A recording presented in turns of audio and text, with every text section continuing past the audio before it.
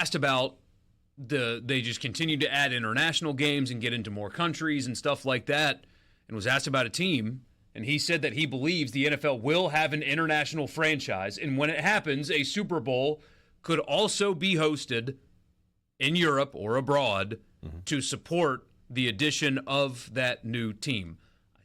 I knew it was coming, told you it was coming. There is nobody that is more addicted to money than the NFL. That's true. It true. Doesn't matter if it's a logistical nightmare. It doesn't matter that you're going to have a really hard time getting American players to sign up to go to Dublin. You know what I mean? But the money and the money and the money and the money, and they're going to do it, and they're going to put a team in Europe. And that's fine. I guess that bothers me less. The Super Bowl in Europe's going to bother me. Yes. This is America's biggest sporting event. Do not give it to somebody else. They will, though. They will. I mean, you know I'm right. They absolutely You are right. will. So it'll be in London. They'll probably start in London. If it doesn't fall apart by then. More London, tomorrow at 6 a.m. Yeah. Madrid. Berlin. Well, Berlin doesn't have the best soccer stadium. Right. In Germany is in Munich. Well, Munich then. Somewhere in Germany. Where Bayern plays. Rome, or maybe Milan, which is also in Italy, where the San Siro is. That's an elite stadium. But yeah, it's kind of funny. It's like the idea of okay, so the England one is the least exciting for me, because you're talking about playing the Super Bowl in the Bernabeu, where Real Madrid plays, right? That's cool. Playing in the San Siro, where AC Milan plays. Cool. Playing the Allianz Arena, where Bayern plays. Cool. They're going to play it at Tottenham Hotspur Stadium, a team that has won nothing.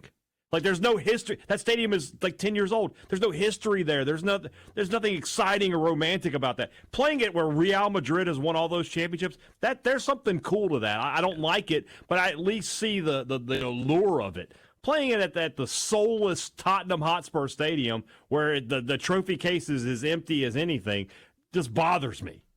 Although that stadium having the field grow grass underneath the stadium. Oh, the stadium is cool. That thing is that. If you guys haven't seen it, if you're bored today, look up Tottenham Hotspur Stadium and how they store the field when they're having events that are not soccer. Yeah. It's cool. They store the field in pieces underneath the stadium, and they have apparatuses that grow the grass under the stadium. So if they're having a concert, didn't AC/DC play there this summer and sell it out? Let's just pretend they did. Yeah. So when they have AC/DC, they move the field under the stadium, have the concert, and they can just move the field in pieces. They don't just lower it. It goes down in pieces, and they're able to grow it underneath the stadium and then bring it back up when they need the grass. Yeah. It's incredible. They mentioned Wembley Stadium here, too. That they would probably play there as well. Wembley and Tottenham Hotspur. The rest of the stadiums, Arsenal's is big enough. The Emirates is big enough. I don't know if they would play in Manchester at either City or United's ground. I don't know if they would play it. I don't think they would want to play at Anfield. That's an older stadium. Chelsea Stadium only holds 36,000. There's no way they're playing it there. Yeah, no. So, yeah, be interesting. Somebody says if there's a foreign team, they'll have to pay tariffs to play here. It's a topical, political comment there. There you go. Somebody says football following the soccer model is doomsday. Haven't we tried NFL in Europe before? Not this would be an NFL team. Yeah, this isn't like a minor the Barcelona league. Dragons playing the London Monarchs. This is the London team, they're playing other NFL teams, the American teams, each and every week. Yeah, the Patriots would have to go across the pond to play on Sunday. Yeah. This team and vice versa. They'd have to. The problem with this is you have to do more than one. You have to do four almost. Because there's not enough players for I know there's not enough players, but you have to because that way you can have that way your division games are not making people cross the pond twice. Right, you play your 4 games where you play.